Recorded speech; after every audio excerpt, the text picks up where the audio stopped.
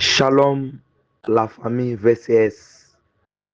C'est le révérend pasteur Patrick Kalengi. Aujourd'hui, nous sommes mardi.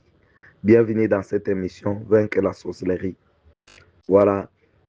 Aujourd'hui, je commence un enseignement très pertinent sur la sorcellerie familiale. Nous irons avec ça jusqu'à la semaine prochaine, je pense, par la grâce de Dieu. Voilà. C'est un sujet très crucial parce que on est victime. On est victime dans ces histoires ici. Ce n'est pas la blague. Voilà. Alors, on doit en parler. Vraiment, on doit en parler. On doit en parler. Le Seigneur m'a donné ça. Le Seigneur m'a mis au cœur de parler sur ça. Parce que c'est tellement pertinent. Voilà. Alors, suivez-moi attentivement, s'il vous plaît. Donc, je fais tout ça pour vous délivrer, pour vous amener vraiment à retrouver la vie que vous avez perdue. C'est ça vraiment mon objectif. C'est ça mon dessein. Je le fais comme ça là. Je le fais gratuitement, tout ça. C'est l'œuvre de Dieu que je suis en train de faire.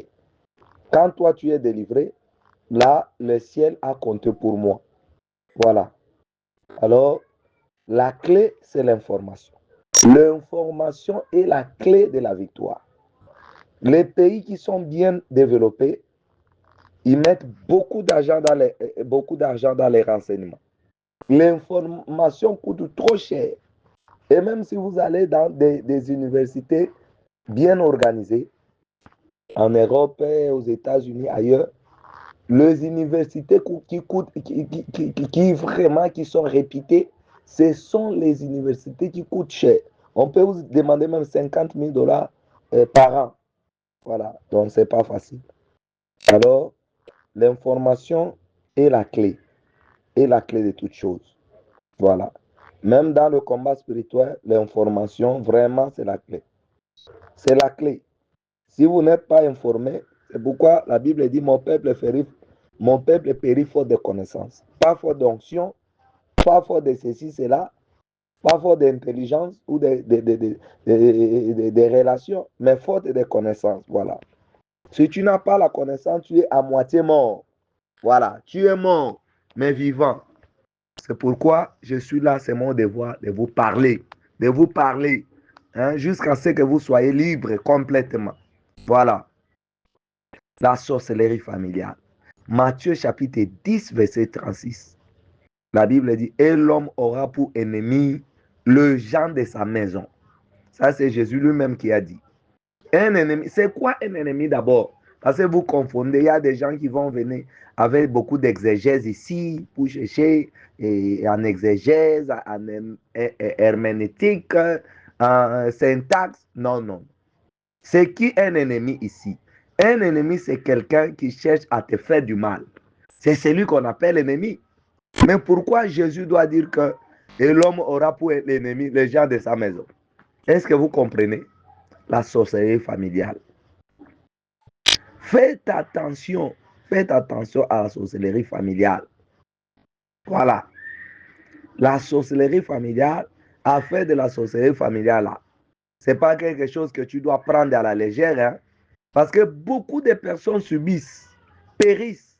D'autres même sont déjà morts dans ça. À cause de ça, parce que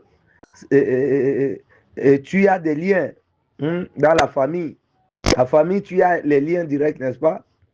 Les choses que tes grands-oncles, tes tantes, voilà, peut-être tes parents, tes arrière-parents, grands-parents ont pu faire, ça te suit. Et si tu ne fais pas attention, ça peut aussi suivre tes enfants. Et ainsi de suite. La sorcellerie familiale. Il y a des alliances, des pactes, il y a des malédictions, il y a des liens, il y a des contrats, il y a des totems, il y a beaucoup de choses dans la sorcellerie familiale qui constituent la force. Les autres sorciers peuvent te combattre, mais ils ne peuvent pas te combattre sans ta famille. Jamais. Aucun sorcier du monde ne peut te combattre sans ta famille. Il doit toujours prendre une permission de ta famille pour t'attaquer. Voilà, il y a des accords, des alliances qui passent. C'est pourquoi si tu n'as pas encore vaincu la sorcellerie familiale, mais c'est compliqué. Voilà. Le grand problème est que beaucoup de gens, au départ, ne se rendent pas compte bien avant pour chercher la délivrance. Surtout quand tout va mieux. On est jeune, on a son éclat, on touche un peu d'argent pour répondre à ses besoins. On ne se rend pas compte qu'on doit chercher la délivrance. Donc c'est ça. Quand on grandit là, on ne se rend pas compte que on doit chercher la délivrance. Surtout quand tout va bien. Il n'y a pas de mal, il n'y a pas de mauvais. Tout va bien. Tu ne te rends pas compte que tu dois chercher la délivrance. Rien. Chaque Africain, chaque Africaine, en tout cas, doit chercher la délivrance. Doit chercher la délivrance.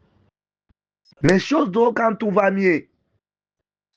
Quand tout va mieux, on pense qu'on n'a pas besoin de la délivrance. On ne se rend pas compte qu'on doit chercher la délivrance. On ne se rend pas compte que la sorcellerie familiale existe.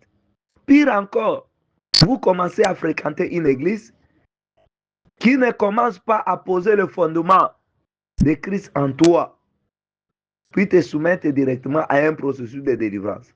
Tu n'as pas la chance à rencontrer une vraie église. Bon, pas une vraie église, ça c'est un peu dur, parce qu'il y a des vraies églises, mais qui ne connaissent pas la matière de la délivrance. Mais elles sont des vraies. Tu n'as pas eu la chance de rencontrer une église qui peut t'aider à être délivré. Voilà, c'est ça le problème. Tu fréquentes une église, oui, tu entends la parole de Dieu, tu écoutes bien, on prêche bien, mais il n'y a pas la délivrance. Et pendant tout ce temps-là, le virus qu'on appelle la sorcellerie familiale te ronge en silence. Tout va mieux, tu ne te rends pas compte, mais tu es déjà infecté. Tu es déjà infecté, mais tu ne te rends pas compte par la sorcellerie familiale. Quand ça finit à te ronger, voilà. Allez, ça commence à manifester des signes physiques. Les signes physiques commencent et rien ne va. Tu perds des enfants, des difficultés financières, problèmes de mariage, mari de nuit, des cauchemars, des rêves bizarres. Tu te retrouves au village et il y a ceci, cela. Tous les rêves que j'explique qui montrent qu'on est attaqué par la sorcellerie. Tu as ça. Tous les signes qui montrent que tu es attaqué par la sorcellerie. Tu es ça. Et c'est par là que tu as conscience qu'il y a un ça ne va pas. Il y a un problème dans ta vie. Il y a un ça ne va pas dans ta vie. Et malheureusement, certains acceptent leurs conditions comme ça et croisent les bras. Parfois, ils continuent à dire non, moi je suis chrétien. À vos histoires là, tout ça. En tout cas, le doute. Il croise les mains. Il a des problèmes, mais il s'en fout. Soit il va continuer à faire des efforts physiques. Il force des choses mécaniquement. Force musculaire. Il force des choses. Il force des choses. Il force des choses. Il ne sait pas que le bouton a été appuyé dans le monde spirituel. Il ne le sait pas. Et parfois, il doute même des réalités spirituelles. Quand tu lui parles, il dit des histoires. Surtout si c'est quelqu'un qui a beaucoup étudié là. Il est scientifique. Il voit tout radicalement. Il est tellement radical. Il considère tout radicalement. Vos histoires là, des superstitions, des histoires. Donc, il les jette en bloc pendant qu'il est rongé par la sorcellerie familiale. Et d'autres reçoivent des commissionnaires conscients ou inconscients. Des commissionnaires conscients ou inconscients qui les conduisent encore chez les marabouts ou les faux prophètes.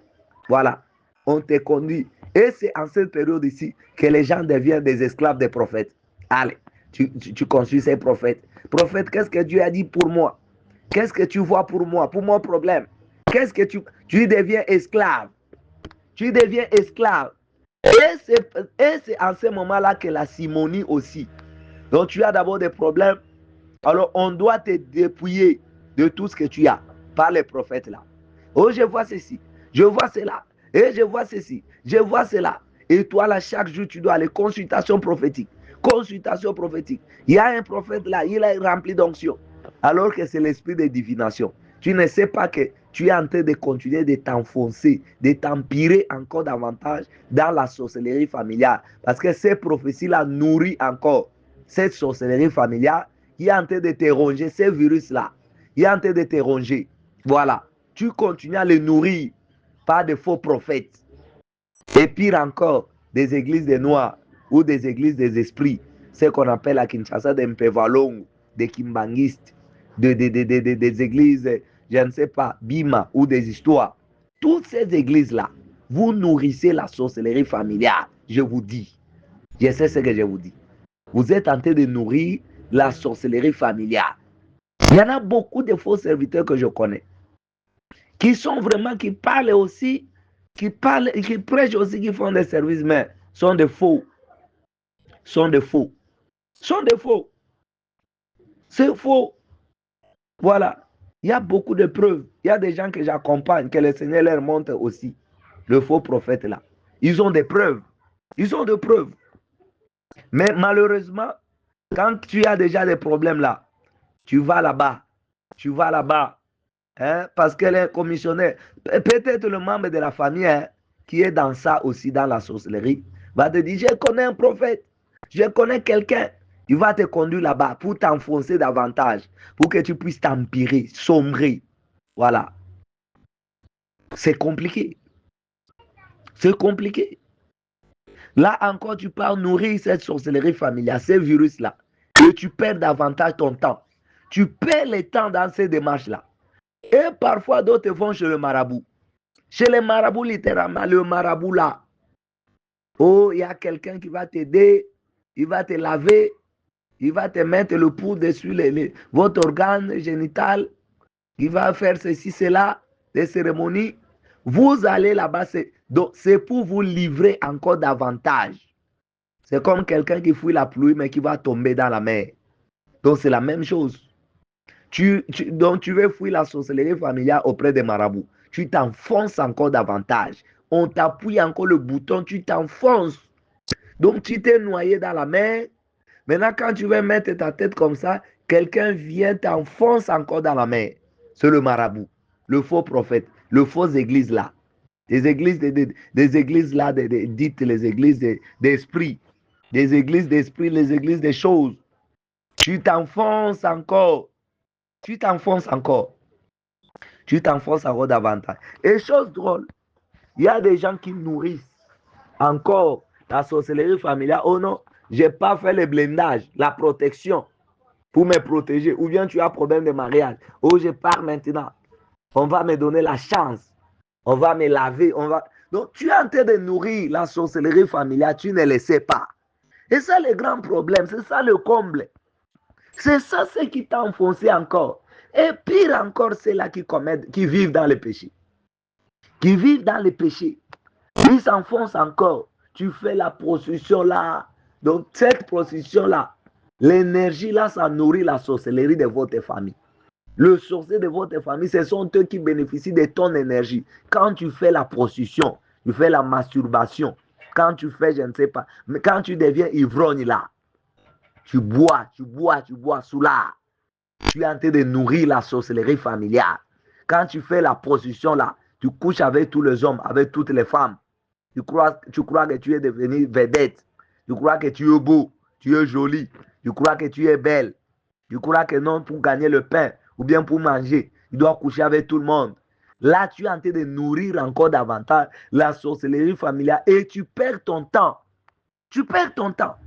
Oh, je suis étudiante, je dois payer des syllabus, je dois voir, et celui-ci, il est chargé à payer les syllabus pour moi, l'autre là, et tu vas sortir avec des enseignants juste pour gagner les points et pour avancer. Tu t'enfonces davantage, ou tu cherches un travail, tu dois coucher avec le PDG ou avec qui pour gagner la faveur. Bien aimé, vous là, je ne sais pas si quelqu'un est arrivé à comprendre l'histoire de la sorcellerie comme moi. Il ne va pas s'hasarder, franchement. Il ne va pas s'hasarder. Il ne va pas s'hasarder. Il ne va pas s'hasarder.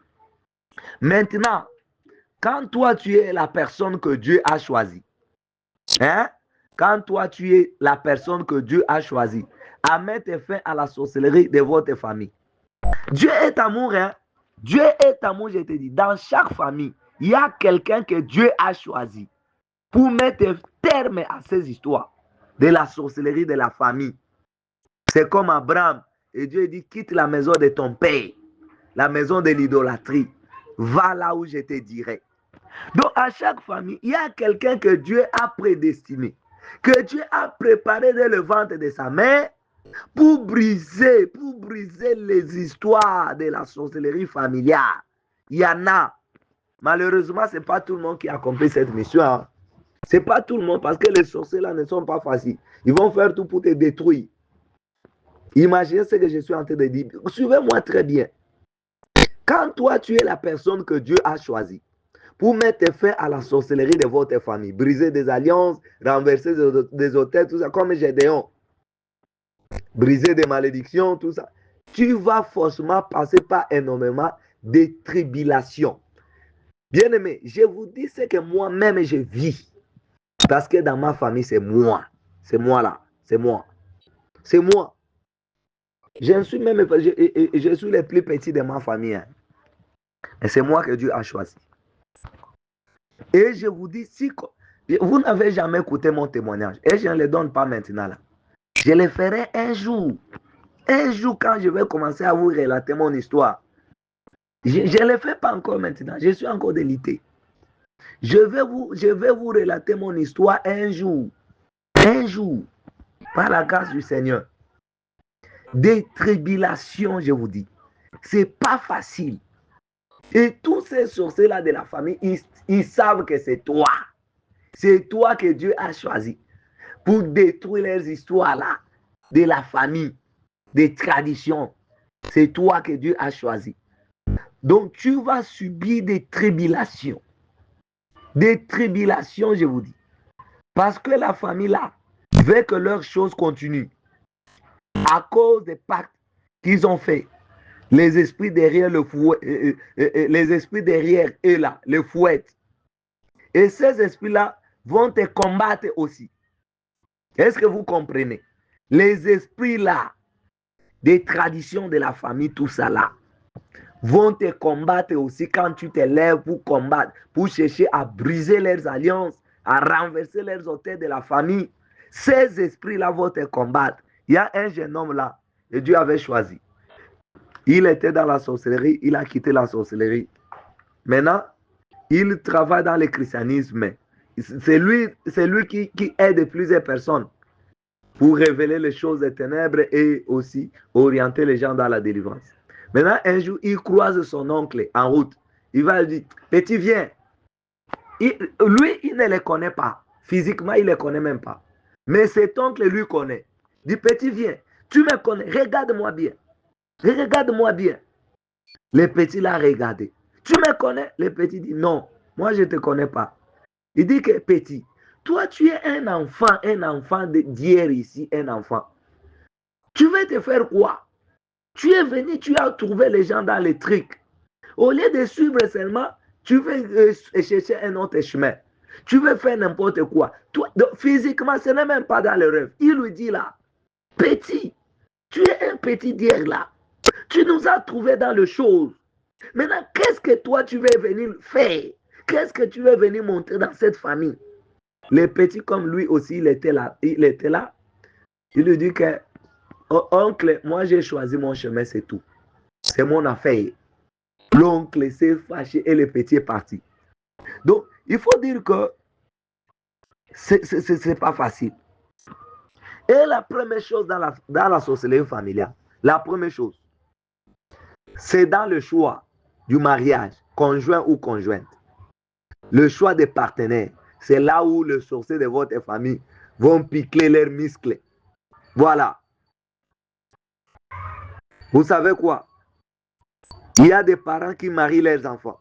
C'est-à-dire que ta maman peut te marier, ton papa peut te marier spirituellement. C'est pour pouvoir devenir mari de nuit, femme de nuit. Il y a des hommes ou des femmes qu'on va t'envoyer pour pouvoir bloquer ta destinée.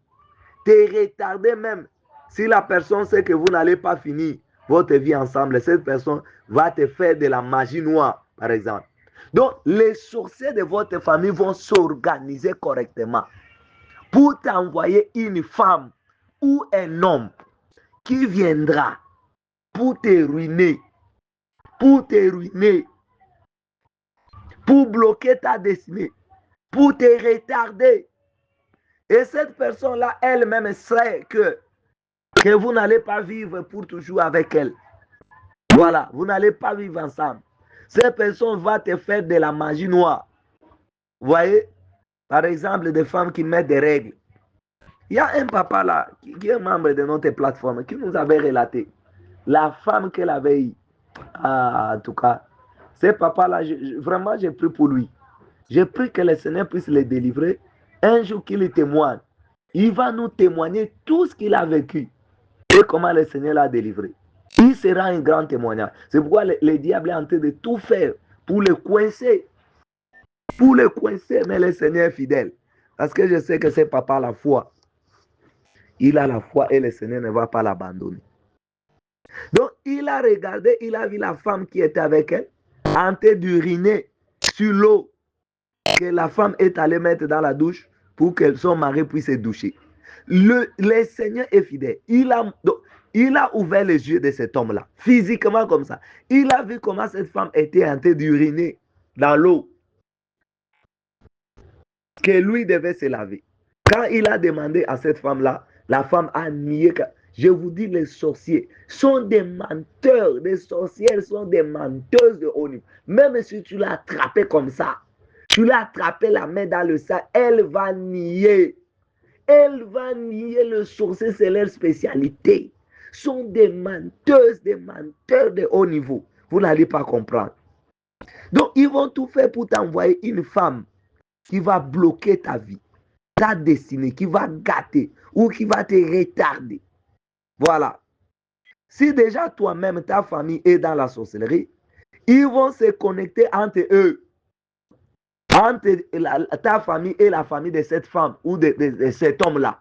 Ils vont se mettre ensemble, s'entendre. Voilà. C'est un piège.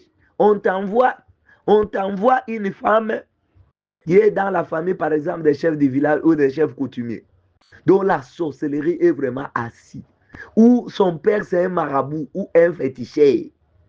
Donc, c'est la spécialité. Donc, c'est un piège pour toi là. Vous là, si tous les jeunes hommes ou les jeunes filles, vous êtes sans expérience, vous êtes plongés dans le sentiment. Oh non, il est beau. Oh, il a l'argent. Oh, elle est belle. Oh, elle sait cuisiner. Vous ne savez pas. Vous ne savez pas. C'est un piège qu'on vous a piégé. Vous ne demandez pas Dieu, vous allez tomber comme ça là. Oui, parce que quand tu sors d'une famille, il y a des réclamations, des choses comme ça. Quand toi-même, tu es même l'élu de la famille là, ils vont tout faire pour pouvoir contrôler tout dans ta vie. Est-ce que vous comprenez? Est-ce que vous m'avez écouté? Si tu es l'élu dans la famille là, si tu sors dans une famille où il y a trop de sorcellerie et qu'on te connaisse déjà, que c'est toi l'élu, ils vont tout faire pour te contrôler, pour contrôler ta vie. Voilà. Donc, ils vont tout faire pour pouvoir contrôler tout dans ta vie, tout. Tes relations amicales, amoureuses, professionnelles, ainsi de suite. Donc, des fois, c'est eux, avec leur sorcellerie, qu'ils font là, ils font en sorte que la mauvaise ou le mauvais partenaire vienne dans ta vie pour te distraire, pour te retarder. Parce que toi, tu penses que tu as échappé à ta famille ou je ne sais pas quoi. Mais non seulement, ta famille te réclame. Comme il te réclame, il t'envoie quelqu'un qui vient pour te distraire dans la vie. Pour te distraire. Pour te distraire. Et ils sont avec la personne. Mais la personne vient d'une famille diabolique, de la sorcellerie aussi. Et puis on te bloque. Attention, vous êtes avec quelqu'un, un conjoint ou une conjointe. Donc, c'est comme si quelqu'un ne s'intéresse pas, ne contribue pas à votre destin, à votre avenir. Non, faites attention. Faites attention, c'est un missionnaire, c'est une missionnaire qui est venu pour ruiner ta vie. Elle s'en fout de ta vie là, de ta destinée là, de tes projets là. Elle s'en fout. Il s'en fout. Si ta famille a échoué à te prendre pour femme ou mari d'une famille de la sorcellerie, vous comprenez, suivez-moi de près. Parce que la première mission de ta famille, de la sorcellerie de ta famille, c'est de prendre une femme ou un homme qui vient d'une famille qui a une grande sorcellerie. Là, c'est juste pour te contrôler. C'est pour faire des alliances entre les deux familles. pour mieux te contrôler. C'est pour mélanger les sorcelleries afin de vous ruiner. Voilà. Si ta famille a échoué à te prendre pour femme ou mari d'une famille de la sorcellerie, ou cette femme-là est une chrétienne bien rodée, comme membre de VCS, si tu as réussi à échapper à ta famille-là, tu as décidé à prendre une épouse ou un époux qui est chrétienne ou chrétien, qui est rodé comme les membres de VCS, ta famille va faire quoi? Va s'opposer d'abord à ce mariage-là. S'il arrive que vous vous êtes entêté pour vous marier là, ils vont souhaiter à ton mari ou à ta femme là, qui est venu te sortir de ta famille négative là, on va lui infliger beaucoup de choses. Par exemple, esprit de stérilité. Vous cherchez l'enfantement, il n'y en a pas. Soit c'est l'homme qui tombe, il est impuissant. Ou bien la femme a des règles douloureuses. Ou bien toi-même, la femme aussi, frigide. Voilà. Handicap. Ils vont vous infliger beaucoup de choses horribles. D'abord, ta famille fera tout pour que tu ne te retrouves pas en relation avec quelqu'un de bien. C'est ce qui est leur premier combat. C'est ça leur premier combat. Pendant ce temps-là, que plusieurs hommes se retrouvent dans une relation qui ne leur convient pas. Et c'est souvent par contrainte d'une grossesse. Et cet enfant-là sera le plus grand problème de toute la vie de cet homme. Ce n'est pas lui qui y aura des troubles. Quand cet homme rencontrera la femme de sa vie, la famille risque même d'initier cet enfant dans la sorcellerie pour être missionnaire dans votre famille. Soit les rendre têtus. L'enfant reste têtu, alors vous aurez des difficultés dans votre foyer. Vous n'aurez pas la paix. Pourquoi? Parce que toi, tu es allé te marier à une femme qui n'est pas de leur obédience, qui voulait pour mieux te contrôler. Alors, ils vont te démontrer. Voilà. Quand ils t'avaient piégé d'avoir déjà un enfant en dehors du mariage, cet enfant deviendra un problème. Voilà. Un problème. Donc, ça c'est leur instrument. Ça, c'est leur outil. Ils vont manipuler. Ça, c'est leur appât pour vous avoir facilement. Une fois que tu rencontres quelqu'un de bien, ce que Dieu t'avait destiné, une femme de ta vie, la famille fera en sorte que tout le temps, il y ait des problèmes. Il y ait des problèmes. Donc, tout ça là, c'est en lien avec le pacte générationnel de la famille. Des fois, dans des familles, vous voyez qu'il y a l'inceste. Vous ne comprenez pas comme ça. Mais en fait, c'est pour pouvoir maintenir les alliances et que tout le monde reste dans le cercle familial parce qu'ils ferment les gens, en fait, un peu comme dans un lieu de culte ou dans un arbre ou en fait fond de l'eau. Là-bas, là, voilà. Et pour pouvoir bien, parce que le rapport sexuel là, c'est un échange de sang. Les rapports sexuels que vous voyez là, c'est le change de sang. Même dans des coutumes africaines, on dit que nous puissions mélanger les sangs. C'est ça ce qu'ils parlent. Et vous croyez que c'est de la blague. Ce n'est pas de la blague. Faites attention au choix de votre conjoint, conjointe, partenaire. Parce que si tu vas mettre ta tête dans une famille comme ça, là, même si la personne que tu aimes là, c'est effectivement la personne de ta destinée, mais il y a des prédispositions à avoir déjà. Toi-même là, où tu es, fais en sorte de te connaître aussi toi-même. Hein. Les philosophes là disaient, connais-toi toi-même. Donc tu dois te connaître d'abord toi-même. Toi-même là, où tu es, si tu sais que ta famille est comme ça, dans la sorcellerie intense là, ne va pas chercher à faire le malheur à quelqu'un pour rien, à la fille d'autrui ou au fils d'autrui. Cherche d'abord ta propre délivrance. Cherche d'abord ta propre délivrance. Donc, travaillez sur vous-même. Voilà. Il y a des églises qui ne montrent pas aux gens. Hein.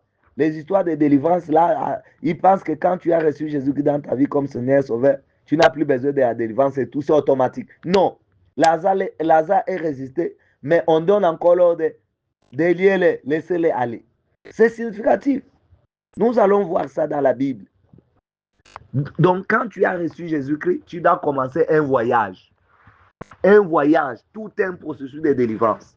C'est pourquoi tu dois être conscient dans le processus de délivrance, qu'est-ce que tu as déjà fait et qu'est-ce que tu n'as pas encore fait pour ta délivrance. C'est pourquoi tu dois avoir un encadré, un coach qui te suit, qui connaît déjà l'historique de ta délivrance. Voilà. Qui connaît l'historique de ta délivrance. Dans votre lignée familiale, il suffit d'avoir un seul sorcier, suffit pour que cette sorcellerie puisse traverser des générations dans la famille. Car la sorcellerie est un esprit, cela ne meurt pas. Même si le monsieur meurt, l'esprit ne meurt pas. Ça va traverser les générations. Il va faire tout pour initier une autre personne, pour laisser son héritage. Cette sorcellerie familiale-là a pour but, vous m'écoutez très bien, je pense. Cette sorcellerie familiale a pour but, je répète, vous m'écoutez très bien. Cette sorcellerie familiale a pour but de détruire les personnes importantes dans la famille. De détruire des personnes importantes dans la famille. Je le répète, de détruire des personnes importantes dans la famille. Ces démons de la sorcellerie viennent s'incarner dans un membre de la famille. Que ce soit un enfant ou un adulte, pour vous scanner. Le sorcier de la famille a pour rôle de vous scanner d'abord. Chaque nuit, il doit visualiser votre vie. Il doit vous scanner. C'est le sorcier de la famille qui connaît qui est qui. Le sorcier de la famille connaît qui est qui. Parce que ça, c'est son rôle. C'est pourquoi un sorcier de l'extérieur, pour te combattre, doit aller à la source. Parce que c'est là où, dans la sorcellerie de la famille, qu'il y a la base des données te concernant. Voilà. Le sorcier de la famille connaît des alliances de la famille, des totems de famille, des malédictions de famille. C'est lui qui les active. C'est lui qui connaît les hôtels de famille, tout ça. Il connaît chaque membre de famille. Qu'est-ce qu'il va devenir, le sorcier de la famille? Le sorcier sait que tel va devenir grand. Un tel veut se marier. Un tel veut voyager. Un tel aura une promotion. C'est le sorcier de la famille qui connaît tout ça. Le sorcier de la famille suit le quotidien de la famille, des projets de la famille, pour détruire, comme Jean chapitre 10, verset 10, le voleur ne vient que pour dérober, égorger, détruire. Le diable est un voleur. Il te vole et te rend malheureux. C'est ce qui arrive. Tu as un talent, mais tu n'arrives pas à avancer. Tes efforts restent vains. Tout est bloqué. Une famille qui a une forte sorcellerie, vous allez sentir les séries de malheurs. Le non-aboutissement, la pauvreté extrême, des maladies bizarres, les divorces, les célibats, des conflits. Tu regardes dans la vie de ton frère, de ta soeur, la même chose dans ta vie. Oh, il y a quelqu'un qui pilote ça dans la famille. Il est chargé de vous nuire. Il est chargé de vous détruire. Mais physiquement, là, c'est quelqu'un qui vous montre gentil, n'a pas de problème avec vous, tout ça. Mais spirituellement, il vous détruit. Quand la personne sait qu'elle va mourir, elle va nécessairement initier quelqu'un. Alors, la sorcellerie de la famille. Le sorcier de la famille a aussi objectif pour initier d'autres sorciers dans la famille. Faire l'expansion de la sorcellerie dans la famille. Pour faire asseoir le pouvoir de la sorcellerie. Il faut initier des enfants, d'autres personnes dans la famille. C'est ça son rôle. C'est ça son cahier de charge. Il mange d'abord dans la famille. Le sorcier commence à opérer d'abord dans la famille. Il commence à manger dans la famille. Voilà. Quand la personne, il est là, il connaît la vie de chacun dans la famille. Ils ont des caméras, des radars. Le sorcier commence à opérer d'abord dans la famille, comme je venais de dire. Un sorcier qui arrive chez toi, voilà, il arrive chez toi en mission. Là, je vais en parler plus tard. Je vais en parler plus tard. Voilà. La sorcellerie familiale. Attention, attention avec la sorcellerie familiale. Ce n'est pas de la blague. Alors, nous allons continuer demain par la grâce de Dieu. Mais je voudrais ajouter quelque chose de très important. Mais ce que je ne comprends pas, les sorciers vous disent la journée, la famille est sacrée. La famille est sacrée. Ce sont souvent les sorciers qui brandissent ces liens-là des familles. Le sorcier aime brandir. Parce que Dieu a créé la famille pour que la famille soit un lieu où vous pouvez être... Vous êtes grandis ensemble dans cette ambiance-là, dans l'amour, tout ça. Que la famille soit une cellule d'adoration, de paix, d'amour fraternel. Mais le diable a gâté des familles, a détruit des familles en recrutant des sorciers. Alors, lui, là, les sorciers de la famille te dit que la famille est sacrée. La famille est sacrée. Il brandit les liens de la famille. Il brandit. Le sorcier aime brandir les liens de la famille biologique. Mais pourquoi ils ne disent jamais à Satan que ma famille est sacrée? Je ne les sacrifie pas. Voilà. Ils font l'hypocrisie. L'hypocrisie pour dire que la famille est sacrée. Mais spirituellement, c'est lui qui est à la base de la décision de la famille. Pour manger dans la sorcellerie, la famille n'est pas sacrée. Pour livrer son frère ou sa soeur dans la sorcellerie, pour obtenir un pouvoir, la famille n'est pas sacrée. Pour gâter les finances de quelqu'un, la famille n'est pas sacrée. Pour gâter son mariage, son travail, son commerce, la famille n'est pas sacrée. Sauf pour chercher à entrer dans ta vie, pour te faire du mal. C'est là où ils vont brandir. La famille est sacrée. Hein? La famille est sacrée. Hein? Tu ne veux pas le bonheur de cette personne, mais tu lui parles de la famille qui est sacrée. C'est pourquoi Jésus dit clairement, celui qui aime sa famille plus que moi n'est pas digne de moi. Et il dit encore, celui qui aime son père ou sa mère plus que moi n'est pas digne de moi. Et celui qui aime son fils ou sa fille plus que moi n'est pas digne de moi. Jésus lui-même en est exemple. Matthieu chapitre 12, verset 47. Quelqu'un lui dit, voici ta mère et tes frères sont dehors et ils cherchent à te parler. 48. Mais Jésus répondit à celui qui le lui disait, qui est ma mère et qui sont mes frères? Puis étendant la main sur ses disciples, il dit, voici ma mère et mes frères. Car quiconque fait la volonté de mon Père qui est dans le ciel, celui-là est mon frère et ma soeur et ma mère. Beaucoup de gens aiment nous taquiner, nous là, des combats spirituels. Vous, les histoires de combats spirituels là, vous n'allez plus aimer la famille. Mais comment tu vas vous séparer, vous divisez les familles? Ça, c'est le langage qu'ils emploient. Vous divisez les familles, vous là, les gens des combats spirituels là, et vous divisez les familles. Ah, on ne divise pas la famille, hein? Divise pas la famille. Vous voulez vivre ensemble avec les sorciers, ils vous mangent. C'est comme le rat, le souris qui vous ronge et qui souffle pour que vous ne puissiez pas savoir. C'est ça ce que vous voulez. Hein? Vous ne voulez pas diviser la famille. Alors que Jésus lui-même dit qu'il est venu, il n'est pas venu apporter la paix, il est venu apporter le paix, séparer la mère avec sa fille, le père avec son fils. Voilà. Jésus est venu apporter la division. C'est ça ce que la Bible dit. Maintenant, pourquoi vous nous condamnez? Mais enlevez ce verset dans la Bible. Quelqu'un qui vous ronge là, oh, la famille est sacrée. Il dit ça de sa bouche. Mais dans la nuit là, il vient faire caca sur toi pour que personne ne puisse vouloir de toi. Il va faire caca sur tes marchandises pour qu'aucun client n'achète. Et il dit physiquement que la famille est sacrée. Et tu verras la maman qui dit que tu m'as qui sorcière, je t'ai mis au monde, je ne t'ai pas bouffé. C'est maintenant que je suis devenu sorcière. Il faut lui demander, est-ce qu'on peut manger un poussin ou un bébé de la vache? Il faut l'élever avec tendresse jusqu'à ce qu'elle grandisse et devienne grasse. Et c'est par là qu'il faut manger. Et toi aussi, même si elle ne t'a pas mangé quand tu es né là. Mais parce que tu étais bébé, non. Il y a un temps pour te manger. Voilà. Pour gâter ta vie.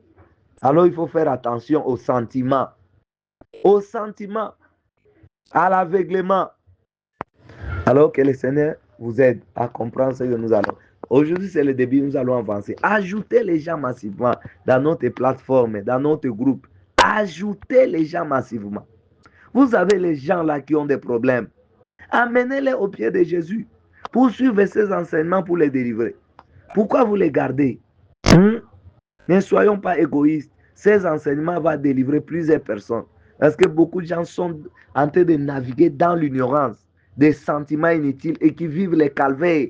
Ils ne savent même pas qu'ils sont combattus par la sorcellerie. Il y a beaucoup qui ne savent même pas que ce qu'ils les font là, c'est la sorcellerie.